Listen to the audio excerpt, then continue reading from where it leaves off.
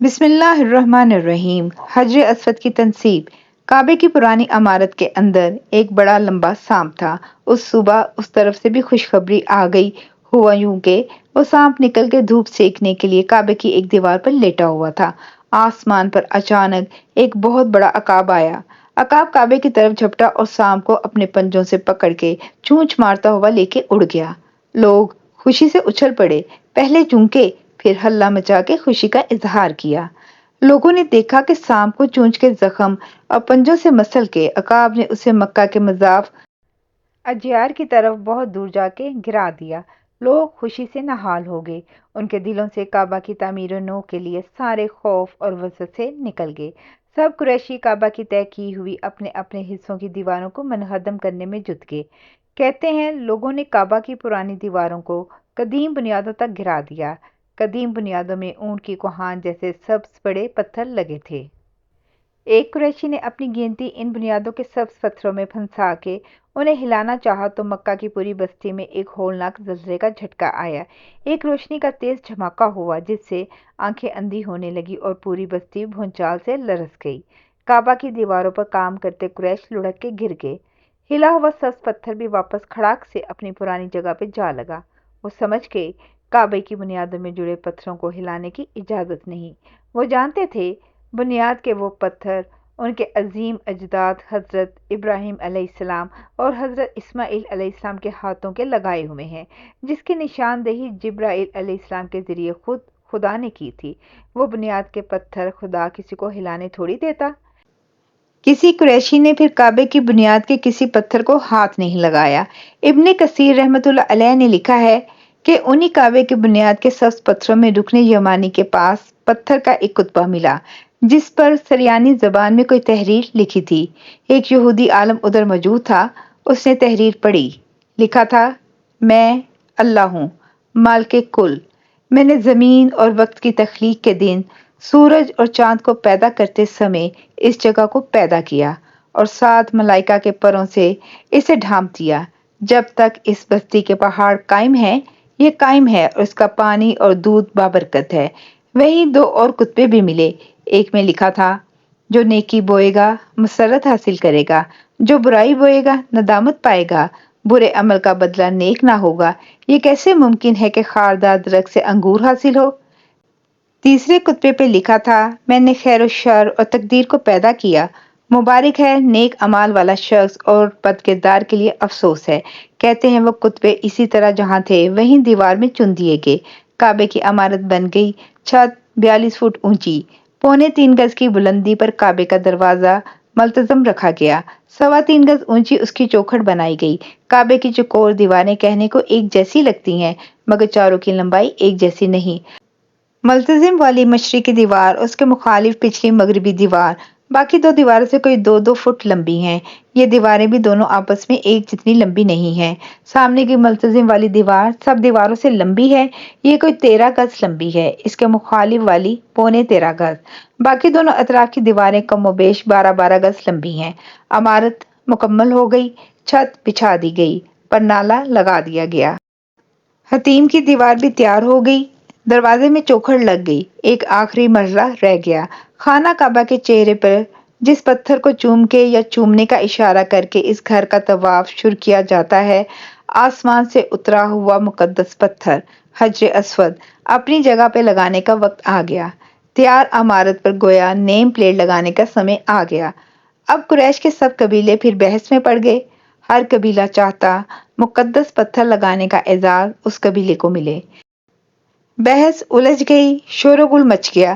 لوگوں نے تیز جملوں کے بعد تلواریں میانوں سے نکال لیں۔ خطرہ تھا کہ قریش کے سب قبیلے آپس میں خون خرابہ نہ شروع کر دیں۔ حالات کشیدہ ہو گئے۔ لڑائی تک نوبت پہنچ گئی۔ لڑائی کے ہتھیار جمع ہونے لگے۔ جنگ میں جو ڈھول بجائے جاتے تھے قبائل کے غلام انہیں لا کے بجانے لگے۔ دھم دھم ہونے لگی۔ اس مخمصے میں 4-5 دن گزر گئے۔ لوگوں نے دن رات وہیں میدان کعبہ میں ڈیرا ڈال لیا۔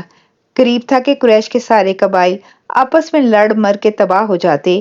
ایک انصاف پر مبنی فیصلہ ہو گیا۔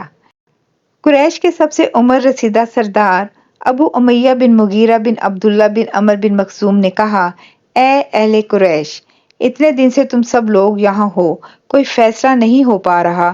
چلو کسی ایسے شخص کا فیصلہ مانتے ہیں جو اس وقت یہاں موجود نہیں۔ ہم کسی اور وقت پہ فیصلہ نہیں اٹھاتے، مبادا کوئی کہے کسی نے اس میں چالاکی کی ہے، آج سورج ڈھلنے سے پہلے پہلے فیصلہ کرنا ہے۔ اب ادھر دیکھو باب شیبہ کی طرف۔ جو شخص بھی اب اس دروازے سے داخل ہو کے ادھر کعبہ کی طرف آئے وہ ہمارا، تمہارا، سب کا متفقہ ثالث ہوگا۔ وہ فیصلہ کرے گا، وہ کچھ بھی ہو، جو بھی ہو، فیصلہ کرے، ہم مانیں گے۔ بولو منظور۔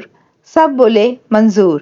وہ دن ڈھلنے کا وقت تھا، گرمیوں کے دن تھے، دھوپ تیز تھی، لوگ کعبے کی دیوار کے سائے میں باب شیبہ کی طرف منتظر نظروں سے دیکھ رہے تھے کہ کون ادھر سے آتا ہے۔ اسی دروازے کا نام اب باب السلام ہے۔ سب لوگ گردنیں گھما گھما کے ہجوم میں کھڑے اپنے اپنے قبیلے کے لوگوں کو تک رہے تھے، سوچ رہے تھے ان قبیلوں کے سبھی سرکردہ لوگ تو وہاں جمع ہیں، کون آئے گا؟ کعبے کی دیواروں کا سایہ لمبا ہو رہا تھا، سب کعبے کی مشرقی دیوار کے سائے میں جمع تھے۔ سورج کعبے کی چھت کو چومتا چھت سے مغرب کی سمت اتر رہا تھا۔ کعبے کے صحن میں پڑے ڈھول پر ایک غلام تھپ تھپ کی تھاپ دے رہا تھا۔ پورے صحن میں خاموشی تھی، مضطرب اور منتظر۔ ڈھول کی تھاپ پر ایک زور کا ہاتھ پڑا اور سجدے میں پڑا سایہ باب شیبہ کی دہلیز تک پہنچا تو لوگوں نے دیکھا کسی کے قدم دہلیز پہ آ پڑے ہیں۔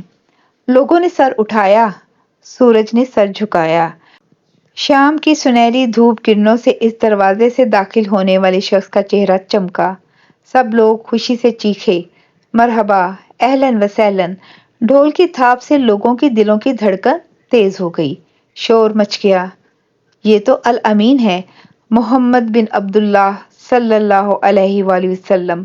ہم ان کے ہر فیصلے پہ راضی ہیں۔ آقا صلی اللہ علیہ وآلہ وسلم قدم قدم چلتے ہجوم کے پاس آئے۔ کچھ دنوں سے آقا صلی اللہ علیہ وآلہ وسلم مکہ سے باہر گئے ہوئے تھے۔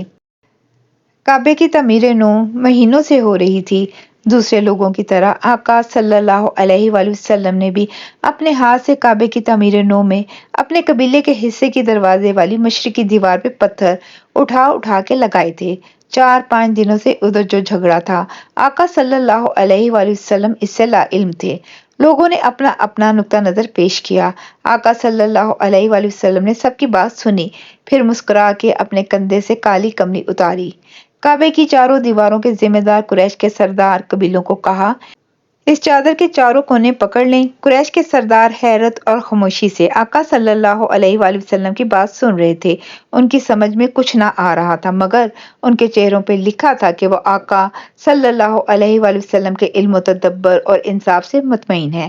انہوں نے وہی کیا جو آقا صلی اللہ علیہ وآلہ وسلم نے کہا تھا۔ وہ سب پہلے ہی تسلیم کر چکے تھے کہ جو بھی فیصلہ ہو انہیں منظور ہوگا۔ فیصلہ تو حجر اسود کو کعبے کے کونے پر مقررہ جگہ پر کوئی 4.25 فٹ بلندی پر لگانا تھا۔ سب سرداروں نے آقا کی چادر کے کونے پکڑ لیے۔ چادر نیچے لانے کا آقا نے اشارہ کیا۔ سب آقا کے گھٹنوں کے پاس جھک گئے، جھک کے زمین کے پاس چادر لے گئے۔ آقا صلی اللہ علیہ وآلہ وسلم نے حجر اسود کے مقدس پتھر کو اٹھا کے چادر کے درمیان میں رکھا اور سب کونے پکڑے سرداروں کو چادر اوپر اٹھانے کو کہا۔ حجر اسود کالی کملی کے درمیان میں پڑا ہے۔ چادر کے چاروں کونے قریش کے سرداروں اور ان کے حلیفوں نے تھامے ہوئے ہیں۔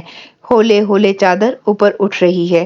جب چادر میں پڑا حجر اسود عین اپنی مقررہ جگہ کے برابر پہنچ گیا تو آقا صلی اللہ علیہ وآلہ وسلم نے سب کو رکنے کا اشارہ کیا۔